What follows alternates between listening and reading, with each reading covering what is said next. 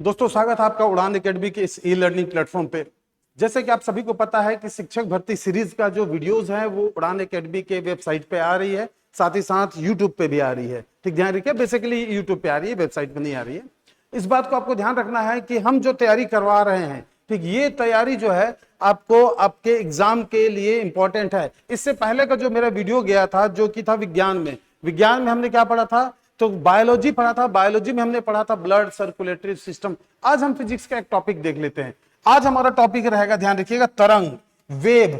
ये एक ऐसा टॉपिक है जहां से ठीक सामान्य रूप से प्रश्न आते हैं, वेव से आते हैं, वेव।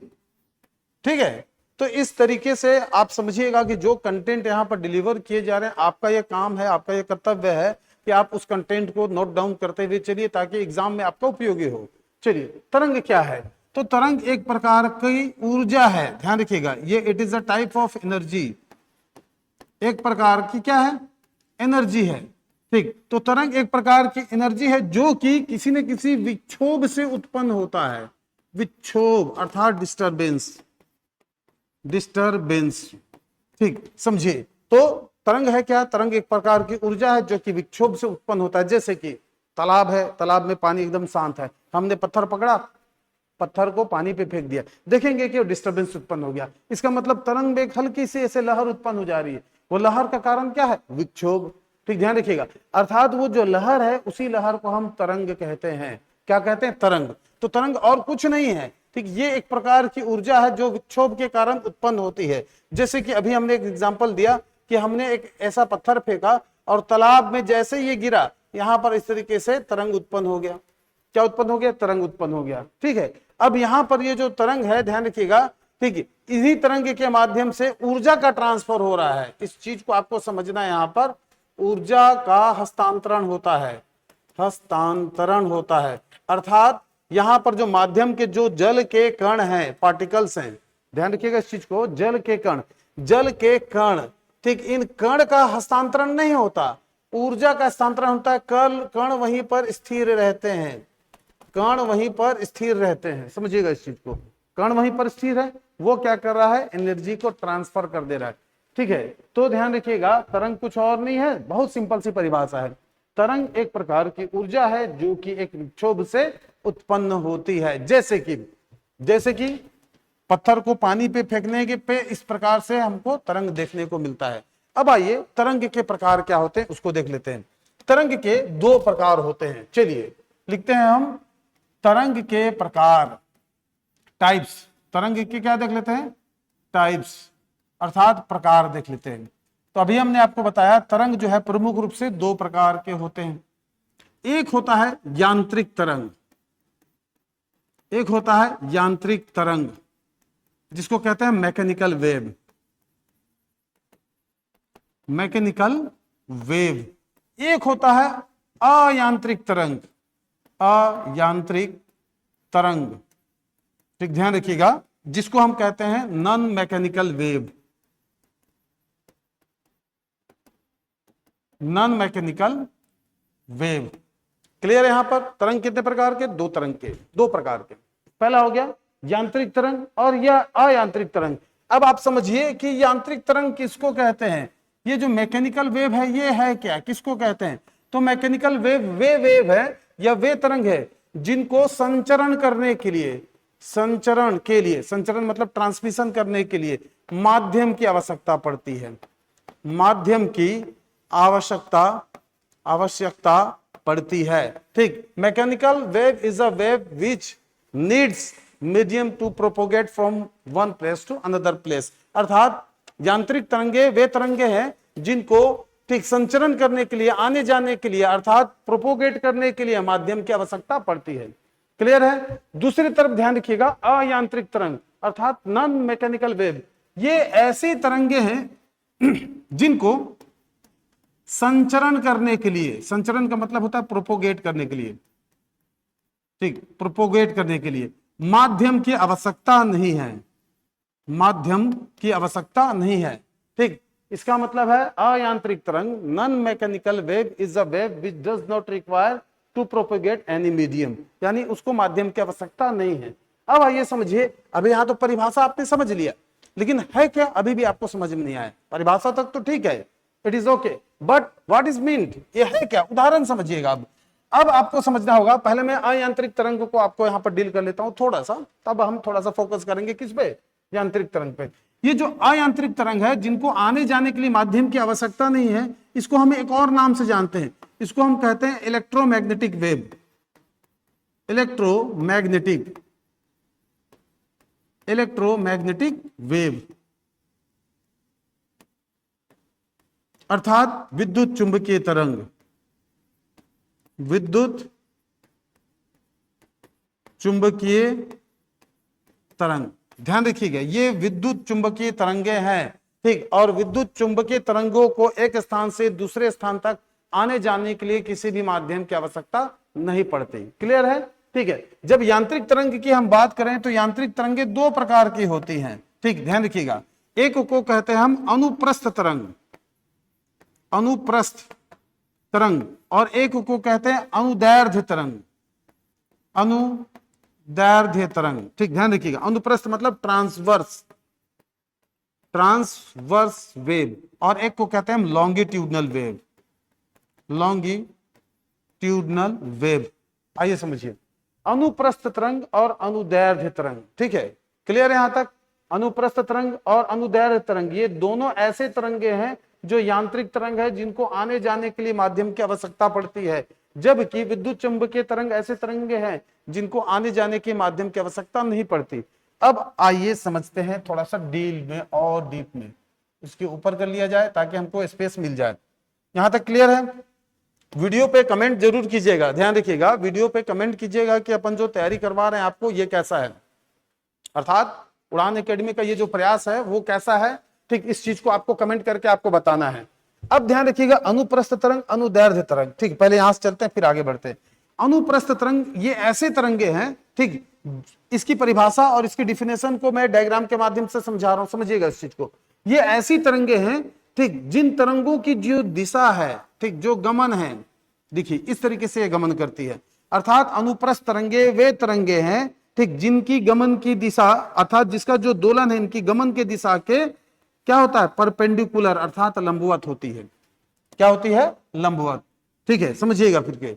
अनुप्रस्थ तरंगे वे तरंगे हैं जिन तरंगों के माध्यम के जो कण हैं वो तरंग संचरण की दिशा के लंबवत गति गमन करते हैं, यानी दोलन करते हैं, गमन नहीं करते हैं, दोलन करते हैं। फिर से सुन लीजिए, अनुप्रस्थ तरंगे वे तरंगे हैं, ठीक, ध्यान रखिएगा, अनुप्रस्थ तरंगे वे तरंगे हैं, ठीक, जिनमें माध्यम के कण, एक पॉइंट आएगा, माध्यम के कण अर्थात मीडियम ऑफ पार्टिकल, तरंग संचरण की दिशा के, ये रहा इसकी दिशा, तरंग संचरण की दिशा के लंबवत गति करते हैं, अर्थात ये माध्य है, ये जो बीच में हमने रेखा खींचा है ये माध्य है, ठीक, यहां से ये ऊपर की ओर और यहां से नीचे की ओर गति कर, मतलब ये दोलन करते हैं।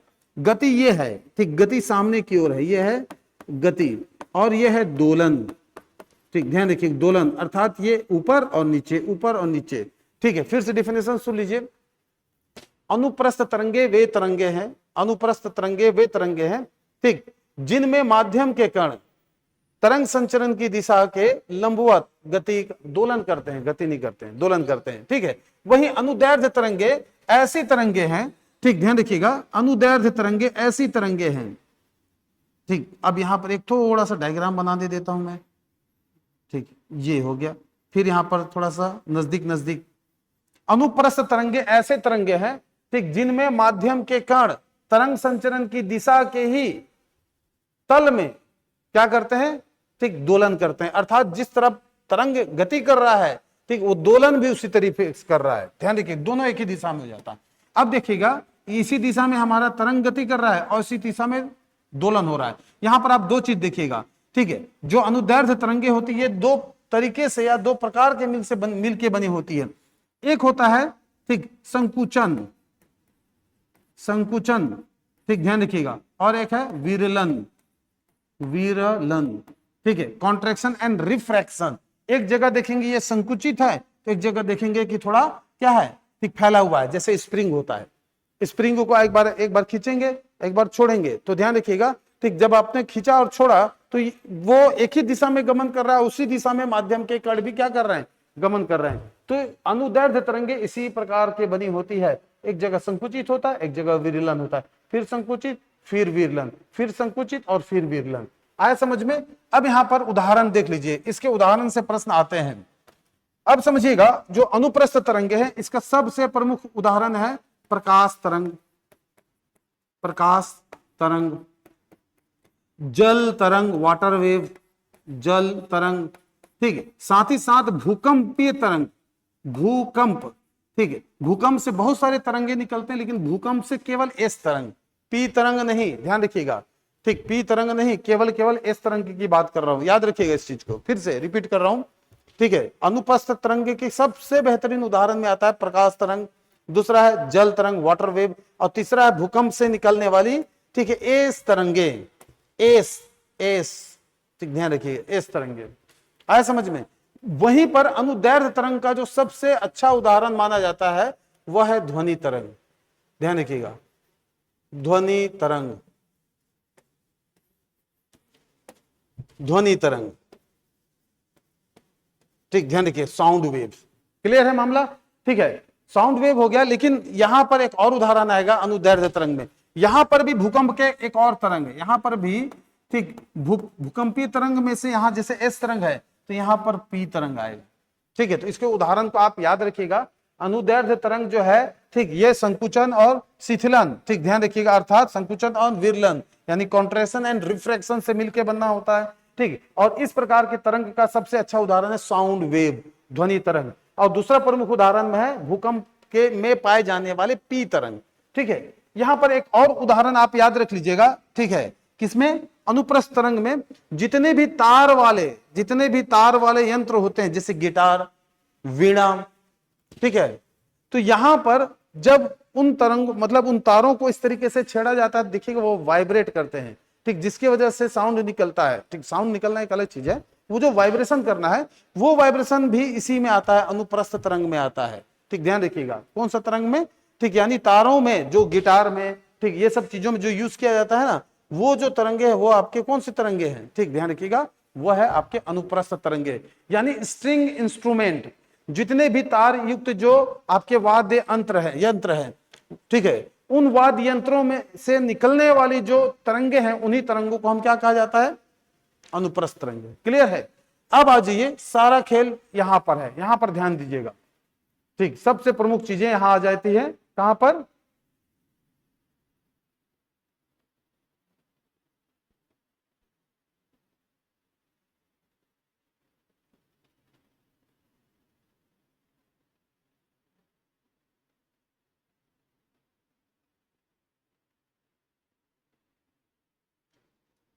विद्युत चुंबकीय तरंगे में आ जाइए, अब इसको देख लेते हैं। विद्युत चुंबकीय तरंग, विद्युत चुंबकीय तरंगे ऐसी तरंगे है जिनको आने जाने के लिए किसी भी माध्यम की आवश्यकता नहीं पड़ती है, ठीक, क्लियर है।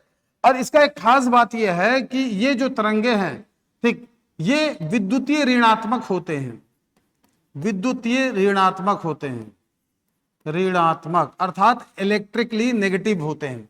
इसका मतलब जब इन तरंगों को, विद्युत चुंबकीय तरंगों को किसी भी विद्युत क्षेत्र, ठीक है, या किसी भी चुंबकीय क्षेत्र में से गुजारा जाता है तो इसमें विक्षेपण नहीं होता है, इसी को कहा जाता है विद्युत ऋणात्मक। अर्थात इस प्रकार से विद्युत क्षेत्र है और इसी विद्युत क्षेत्र से हम इस तरंगों को गुजारेंगे, इस तरीके से, ध्यान रखिएगा, इस तरीके से गुजारेंगे तो इसमें विक्षेपण नहीं होगा, वो सीधा सीधा निकल जाएगा, अर्थात यह तरंगे विद्युत ऋणात्मक तरंगे हैं, ठीक है। अब यहां से सबसे इंपॉर्टेंट है इसका उदाहरण विद्युत चुंबकीय तरंगे का। अब यहां पर हेडिंग दीजिएगा विद्युत चुंबकीय तरंग, हेडिंग दीजिएगा विद्युत चुंबकीय तरंग, विद्युत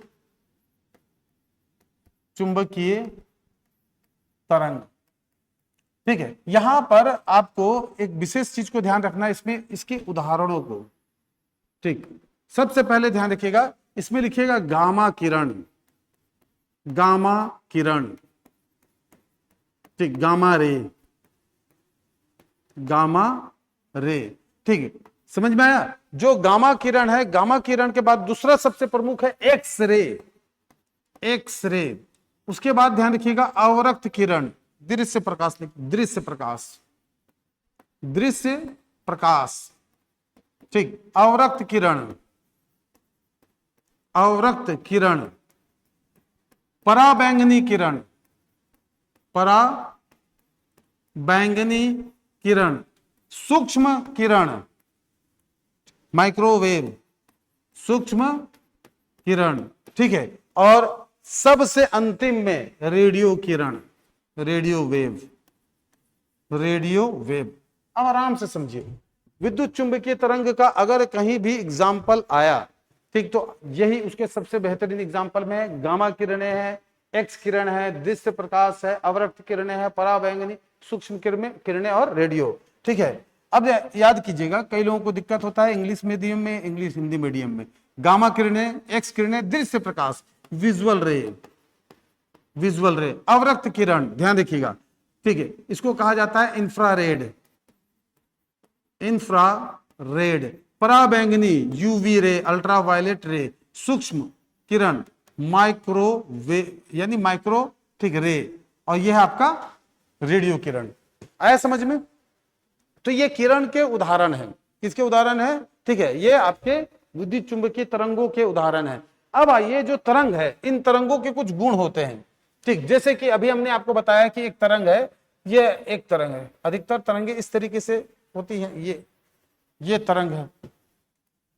अब हम इसमें से कुछ ऐसे तत्वों को पढ़ लेते हैं जो बार बार एग्जाम में पूछा जाता है, अधिकतर लोगों को यहां पर समस्या आता है। क्या समस्या आता है कि सर तरंग दैर्ध्य किसे कहते हैं, तरंग दैर्ध्य किसे कहा जाता है, अर्थात वेव लेंथ किसे कहते हैं, ठीक है, ध्यान रखिएगा, वेव लेंथ,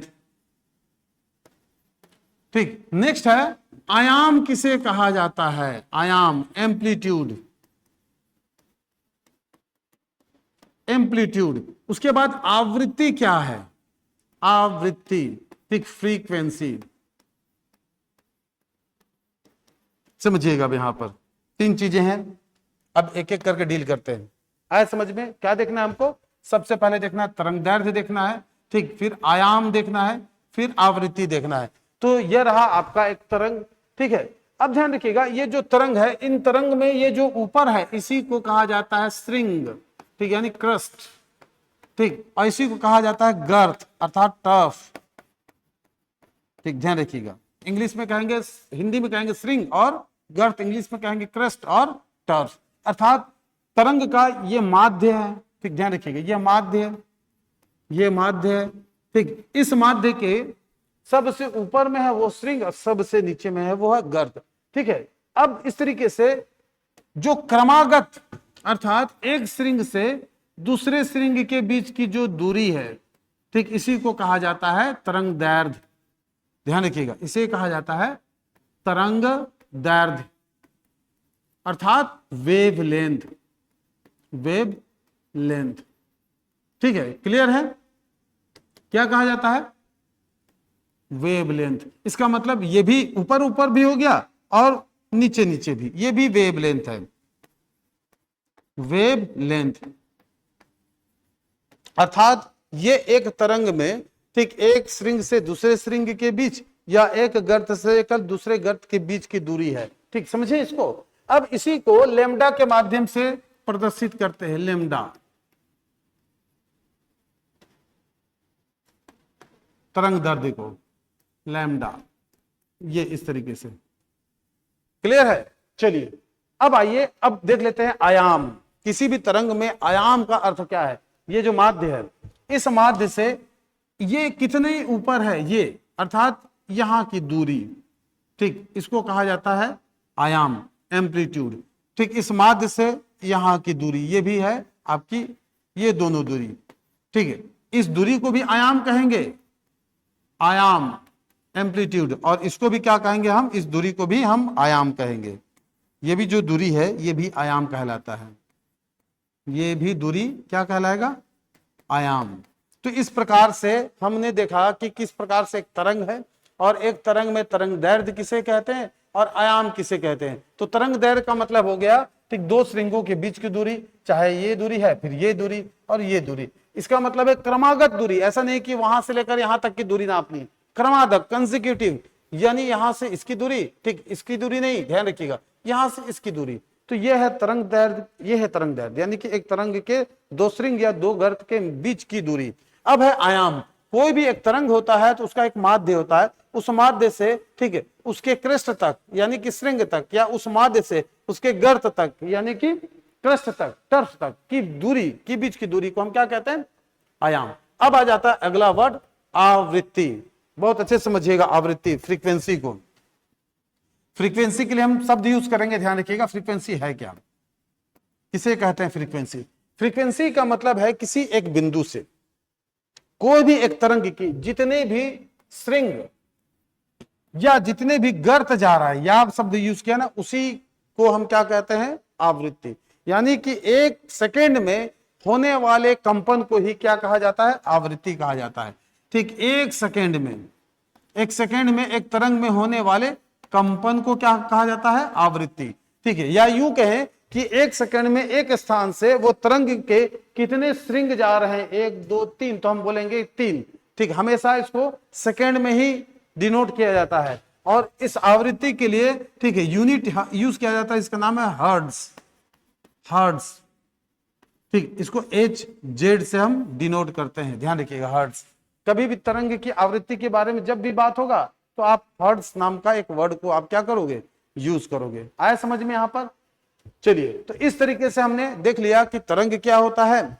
ठीक है, तरंग के प्रकार क्या होते हैं? यांत्रिक तरंग और आपके, ठीक है, अयांत्रिक तरंग। यांत्रिक तरंग में अनुदैर्ध्य तरंग और अनुप्रस्थ तरंग। ठीक है, और जो आपके अयांत्रिक तरंगे हैं उसमें हमने देखा है रेडियो तरंग, ठीक, पराबैंगनी किरणें, पराबैंगनी तरंग। ठीक, उससे पहले हमने देखा है, ठीक, आपके अवरक्त किरणें, दृश्य प्रकाश, गामा किरण। यहां देख लीजिए, ये पूरे जो तरंग है ये विद्युत चुंबकीय तरंग है। आया समझ में? अब यहां से क्वेश्चन कहां से आता है समझिएगा। अब यहां क्वेश्चन आता है, ठीक, आपके ध्वनि से। अब मैं एक टॉपिक लेके चल रहा हूं, ध्वनि, साउंड। साउंड, ये साउंड है क्या? ठीक, जैसे कि आप देखेंगे कि ये एक ड्रम है, ये क्या है? एक ड्रम। इस ड्रम को अगर हम बजाएंगे तो ये क्या करेगा? वाइब्रेट करेगा। ठीक, और यहां पर हमारा कान है, इस तरीके से कान के अंदर भी ये जाएगा, और कान के अंदर में हमारा कान का पर्दा है, ठीक, इसको भी वाइब्रेट करेगा, और इस तरीके से ये संवेदना हमारे ब्रेन तक जाएगा। कहां तक जाएगा? ब्रेन। ठीक है, तो साउंड को समझिएगा, साउंड के लिए कंपन होना आवश्यक है। ठीक है, कंपन होगा, और इसके लिए माध्यम आवश्यक है। माध्यम, इसका मतलब है कि हमारे और आपके बीच में, हमारे और आपके बीच में अगर माध्यम नहीं होगा तो मैं जो भी बोलूंगा आपको सुनाई नहीं देगा। क्यों? क्योंकि मैं जो भी बोलूंगा तो ये माध्यम के कारण वो कंपन करते हुए आपके कान तक जाएंगे, और आपके कान के पर्दे को क्या करेंगे? कंपन करेंगे। और वही कंपन को, ठीक है, जो हमारे ईयर से यानी कान से जो एक नर्व्स है जो ब्रेन तक लेके गई है, जो तंत्रिकाएं हैं, वो तंत्रिकाएं ब्रेन तक लेके जाती है, और ब्रेन उसको फील करता है, सुनता है, समझता है। आया समझ में? ठीक है, ये है ध्वनि। अब ध्वनि की जो गति होती है, ध्यान रखिएगा, एक सेकंड में अलग अलग सोर्स में अलग अलग चीजें हैं, तो आप समझिए कि एक सेकंड में, ठीक, ये 332 मीटर गति करता है। ठीक, कितना? ठीक है, 332 मीटर गति करता है। ठीक, ये एग्जाम में पूछा जाता है कितना गति करता है, तो 332 मीटर गति करता है। कहीं कहीं पर सोर्स में, ठीक है, 345 भी देखने को मिला है, तो आपको कंफ्यूजन नहीं होना है। ठीक है, इस चीज को मैं यहां दे दिया हूं। ठीक, एग्जाम में भी थोड़ा सा, एक एग्जाम से दूसरे एग्जाम में ये आंकड़े अलग मिल जाते हैं, और एक किताब से दूसरे किताब में भी थोड़े से अलग मिल जाते हैं। मैंने दोनों बता दिया कि एक सेकेंड में जो ध्वनि है, ठीक, ध्यान रखिएगा, ये 332 मीटर या 345 मीटर क्या करता है? गति करता है। समझ में आया? अब आ जाइए ध्वनि के संबंध में ही, ठीक है, कुछ ऐसे तथ्य हैं जो आपको पूछे जाते हैं। जब आपको यह पता है कि ध्वनि की गमन होती है तो इसके संबंध में कुछ तथ्य आ जाते हैं, जैसे कि, ठीक है, आवृत्ति। अब आवृत्ति के हिसाब से हम ध्वनि तरंगों को, ठीक, इंफ्रा सोनिक, फिर सोनिक, फिर अल्ट्रासोनिक, अल्ट्रासोनिक, इन तीन अलग अलग प्रकार से डिवाइड करते हैं। यहां से प्रश्न बनते हैं, ध्यान रखिएगा। ठीक है, आपका इंफ्रासोनिक, सोनिक और अल्ट्रासोनिक। अब आ जाते हैं, चर्चा कर लेते हैं। ठीक है,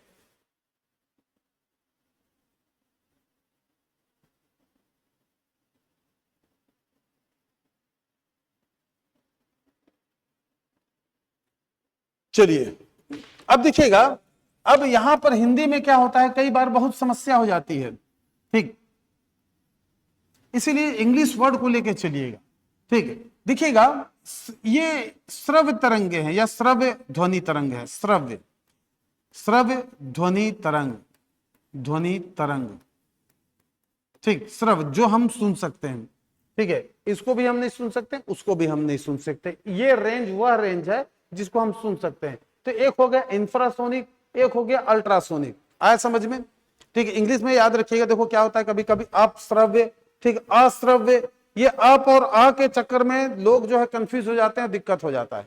हिंदी में थोड़ा सा स्लाइटली दिक्कत है, ठीक है, इसीलिए आपको थोड़ा सा आपको सजग होना है, ठीक है। इंफ्रासोनिक, सोनिक और अल्ट्रासोनिक, ये वर्ड को यूज करिए, थोड़ा सा आप कंफर्टेबल रहेंगे। अब देखिए होता क्या है, इंफ्रासोनिक वह ध्वनि तरंगे हैं जिनकी आवृत्ति 20, ठीक, हर्ट्ज, ध्यान रखिएगा 20 हर्ट्ज, 20 हर्ट्ज, 20 हर्ट्ज से कम होती है, ठीक, ध्यान रखिएगा। ये ऐसी ध्वनि तरंगे हैं जिनकी आवृत्ति 20 हर्ट्ज से क्या होती है, कम होती है, ठीक। और इन ध्वनि तरंगों को हम और आप सुन नहीं सकते।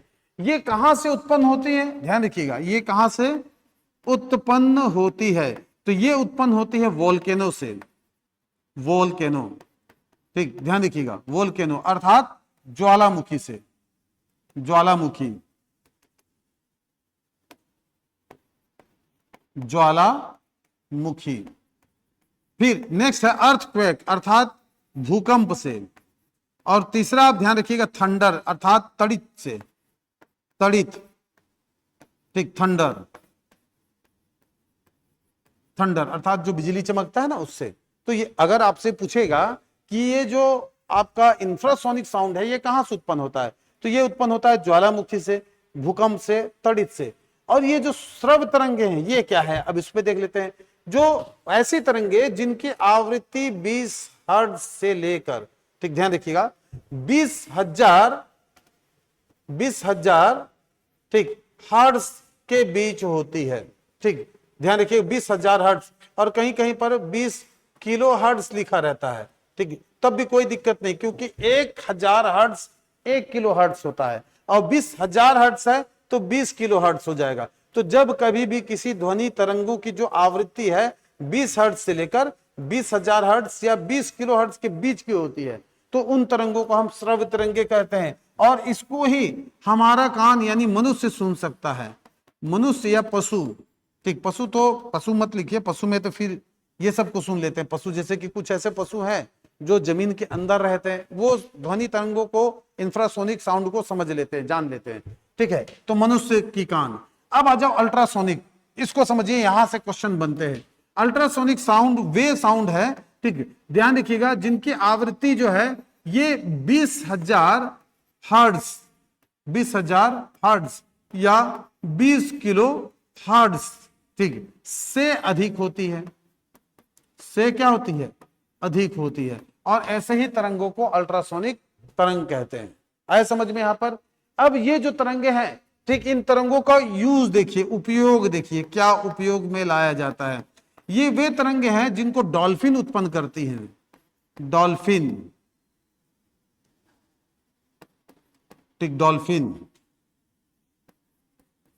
ध्यान रखिएगा, डॉल्फिन जो है पानी में जो तैरती है तो ये अल्ट्रासोनिक वेव उत्पन्न करती है, ठीक है। नेक्स्ट है चमगादड़, चमगादड़, ठीक, ये भी अल्ट्रासोनिक वेव उत्पन्न करते हैं। चमगादड़ की आंख नहीं होती, लेकिन फिर भी वो एग्जैक्टली जान जाता है कि यहाँ पर दीवार है, यहाँ पर उसका शिकार है। एक छोटा से कीड़ा को समझ जाएगा, वो टकराएगा नहीं दीवार में। आपके भी देखिएगा घर में कभी कभी वो आ जाता है, ऐसे ऐसे उड़ते रहेगा, ठीक, दीवार से नहीं टकराएगा। क्यों नहीं टकराएगा, क्योंकि उसको, ठीक, साउंड वेव निकालते रहता है, और जो कि साउंड वेव हमको सुनाई नहीं देता है वो वस्तु से टकराता है, टकरा के वो उसको रिसीव करेगा, ठीक है, और उसी माध्यम से वो सुनाई देता है। तीसरा आप इसमें एग्जांपल लिख लीजिए, सोनार, सोनार, ठीक, यह एक यंत्र है जो पनडुब्बी में लगा होता है, पनडुब्बी में, ठीक है। इसका मतलब है पनडुब्बी के अंदर जो सोनार है वो ये बताएगा कि जो पनडुब्बी है समुद्र से कितनी सतह पे दूरी, मतलब दूरी में है, ठीक है, यानी कि वो जमीन से टकरा मत जाए, आगे भी किसी वस्तु से टकरा मत जाए, सुनार लगा होता है। ठीक, क्या लगा होता है? सुनार। तो यहां से ये प्रश्न बनेंगे इंफ्रासोनिक, सोनिक और अल्ट्रासोनिक। ठीक है, तो इन चीजों को आपको समझ लेना है। ठीक, आया समझ में? इंफ्रासोनिक, सोनिक और अल्ट्रासोनिक। अब यहां से तो हो गया। अब इसके बाद कुछ क्वेश्चन कहां से आएंगे? यहां से पूछेंगे आपके रेडियो एक्टिव तरंगों से। अब यहां से कुछ प्रश्न को यहां से हम समझ लेते हैं। सबसे पहले समझिए गामा किरणें। ये ऐसी किरणें हैं, ठीक, ध्यान रखिएगा, जिनमें सर्वाधिक ऊर्जा रहती है। सर्वाधिक ऊर्जा। ठीक, कहने का मतलब यहां पर जितने आप देख रहे हो तरंगे, उन सभी से सभी तरंगों से ज्यादा ऊर्जा गामा किरणें में। इनकी भेदन क्षमता सर्वाधिक है। ठीक, भेदन क्षमता, ठीक, पेनिट्रेशन पावर, ठीक है, अर्थात ये मोटे से मोटे दीवार, ठीक है, या स्टील की चद्दर को भी क्या कर देती? भेद सकती है। तो अल्फा बीटा गामा किरणों में से वही गामा किरणें हैं। ये ऐसी किरणें हैं, ठीक, जिनका जो उपयोग है, ठीक है, ध्यान रखिएगा। अच्छा, इसमें एक खास बात है, ये रेडियो एक्टिव किरण है। रेडियो एक्टिव किरण है, ठीक, सर्वाधिक ऊर्जा वाली है, भेदने की क्षमता सर्वाधिक है, ये सर्वाधिक रेडियो एक्टिव किरण है। ठीक है, आइए अगला देख लेते हैं, एक्सरे किरण। ये एक्सरे किरण ऐसी किरणें हैं जिनका उपयोग जो है हम हड्डी यानी बोन की संरचना को देखने, हड्डी टूट गया है उसको समझने के लिए करते हैं। आया समझ में? दृश्य प्रकाश, ठीक, दृश्य प्रकाश है क्या? इसको समझिए। ठीक, दृश्य प्रकाश, फिर मैं वापस इसी स्लाइड में आऊंगा। अब दृश्य प्रकाश को समझिएगा। ये दोनों समझ में आ गया। एक्सरे से बोन के बारे में पूछेगा, एक्सरे की खोज ज्यादा पूछेगा तो रोंटजेन ने किया। ठीक, रोंटजेन। ठीक, एक्सरे की खोज किसने किया? रोंटजेन ने किया। ठीक, गामा किरणें हो गया, एक्सरे हो गया। दृश्य प्रकाश देख लेते हैं। ये जो दृश्य प्रकाश है ये है क्या? तो ध्यान रखिएगा, हम ये एक प्रिज्म है। अब ये प्रिज्म है, यहां से आपको कौन सी एक है? दृश्य प्रकाश। ये है दृश्य प्रकाश। कहने का मतलब जो सूर्य से आने वाली प्रकाश है वही है। ठीक है, दृश्य प्रकाश। अब हम देखते हैं कि यह क्या करती है? अलग अलग रंगों में विभक्त हो जाती है। हालांकि इसको हमको नहीं पढ़ना है। ठीक है, हमको ये बता रहे हैं आपको कि जो सूरज से जो नेचुरल सोर्स जो प्रकाश आ रही है, ठीक, उसी को हम क्या कहते हैं? हम दृश्य प्रकाश कहते हैं, नेचुरल सोर्स से। और इस नेचुरल सोर्स से जो प्रकाश आती है, इसके अवयवी रंग होते हैं, अवयवी। ठीक है, अलग अलग रंग होते हैं इसके अंदर में, जैसे विबगोर। ठीक है, ध्यान रखिएगा, वायलट, बैंगनी, Indigo, blue, green, yellow, orange और रेड। नीचे से लिखना है आपको विबगोर कलर। ठीक है, अब आइए दृश्य प्रकाश के बाद हम आगे देख लेते हैं अवरक्त किरण, इंफ्रारेड। समझे? इंफ्रारेड बहुत सुने होंगे आप, इंफ्रारेड, इंफ्रारेड समझे? जैसे इंफ्रारेड कैमरा आप सुने होंगे। इंफ्रारेड कैमरा सुने कि नहीं सुने हैं? कमेंट करके बताइए। इंफ्रारेड क्या? Camera, infrared camera. ठीक है, अब देखिएगा ये है क्या? रात में जो दिखाई देते हैं, रात में देखने वाले जो कैमरा होते हैं, ठीक, ये उन्हीं में यूज किया जाता है, इंफ्रारेड। ठीक है, और इन्हीं अवरक्त किरणों का यूज किया जाता है रिमोट कंट्रोल में। रिमोट में ये भी एग्जाम में पूछा जाता है। ठीक है, रिमोट में निम्नलिखित में से किसका प्रयोग किया जाता है या किसका उपयोग किया जाता है? तो किसका यूज किया जाता है? इंफ्रारेड किरणों का यूज किया जाता है। तो ध्यान रखिएगा, ठीक, इंफ्रारेड किरण का यूज जो है हम रात में देखने वाले कैमरे में करते हैं। आईआर कैमरा बोलते हैं, इंफ्रारेड कैमरा। लेकिन एग्जाम में आपको आईआर शब्द नहीं यूज करेगा, वो क्या यूज करेगा? रात में देखने वाले कैमरा लिखेगा आपके सामने। ठीक है, आईआर यूज कर दिया तो वो ऑप्शन में दिख जाएगा आपके सामने। अब आ जाइए पराबैंगनी किरणें। ये वही किरणें हैं जो सूरज के प्रकाश से निकलती है। और सूरज के प्रकाश में आपके दो प्रकार की किरणें प्रमुख रूप से, एक अवरक्त किरणें और एक पराबैंगनी किरणें। अवरक्त किरणें तो पृथ्वी पर पहुंच जाती हैं, लेकिन जो पराबैंगनी किरणें हैं, ठीक है, ये इसको ओजोन रोक देता है। ठीक, ओजोन परत, इसको ओजोन परत रोक देता है। और अगर ये पराबैंगनी किरणें हमारे पास पहुंच जाए, हमारी स्किन को टच हो जाएगी, ठीक है, तो इससे कैंसर होने की चांसेस हैं, कैंसर। ठीक, अब ध्यान रखिएगा इसका यूज कहां किया जाता है। आप देखेंगे कि आपके पास जो वाटर फिल्टर होता है, वाटर फिल्टर दो प्रकार का होता है। ठीक, जैसे एक होता है आरओ फिल्टर और एक होता है यूवी फिल्टर। सुने होंगे आप आरओ फिल्टर और यूवी फिल्टर। ये जो आरओ है इसको कहा जाता है रिवर्स ऑस्मोसिस, रिवर्स ऑस्मोसिस। इसका मतलब ऑस्मोसिस मतलब परासरण, ठीक, रिवर्स मतलब उल्टा परासरण। लेकिन यूवी का मतलब है ये ऐसा वाटर फिल्टर जिसमें यूवी टेक्नोलॉजी पे आधारित है। तो पराबैंगनी किरणें होती हैं, वो पराबैंगनी किरणें पानी पे उपस्थित बैक्टीरिया को नष्ट कर देती है। ठीक, ध्यान रखिएगा, ये भी एग्जाम में पूछा है, बैक्टीरिया को क्या कर देती है, नष्ट कर देती है। ठीक है, नष्ट। तो आपको ऐसा भी पूछ सकता है, निम्नलिखित में से कौन सी किरणें में वह गुण पाया जाता है कि वह बैक्टीरिया को नष्ट कर दे? तो आपको सीधा लेना है आंसर यूवी किरणें, पराबैंगनी किरणें। आपको प्रश्न ऐसा भी पूछा जा सकता है कि निम्नलिखित में से किस किरणों का यूज वाटर फिल्टर में किया जाता है? तो वो है, ठीक, आपका पराबैंगनी किरणें। अब दो किरणें हमारे पास बच जाती है, एक बच जाती है सूक्ष्म किरण और एक रेडियो किरण। सूक्ष्म किरण जिसको माइक्रोवेव कहते हैं, जैसे मैंने माइक्रोवेव कहा आपके दिमाग में आ गया माइक्रोवेव जिसके अंदर हम केक बनाते हैं, ठीक है, माइक्रोवेव ओवन। तो वहां पर भी इन्हीं सूक्ष्म किरणों का यूज किया जाता है, ध्यान रखिएगा।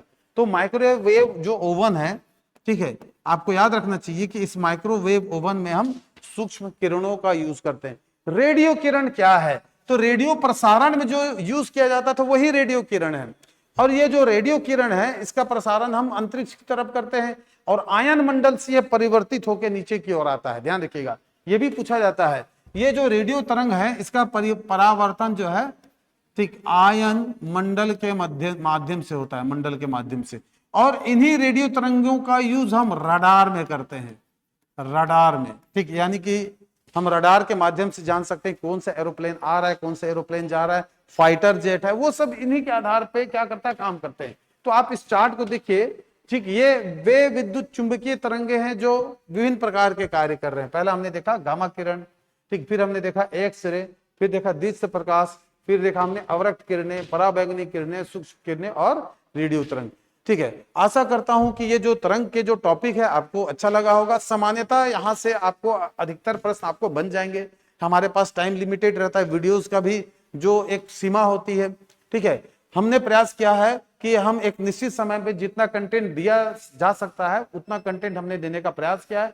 आपका काम क्या है? आपका काम है कि इन कंटेंट को रिवाइज करो, पढ़ो, अपने नोट्स में पुटअप करो, इनपुट करो। कंटेंट को कैसा है, ठीक, या हमारा ये जो प्रयास है उड़ान एकेडमी का, इस प्रयास के बारे में आपको क्या विचार है, ठीक, आप कमेंट करके बताइएगा। इस बात को जरूर ध्यान दीजिएगा कि वीडियो पे कमेंट अवश्य करें। धन्यवाद, फिर मिलेंगे अगले वीडियो में।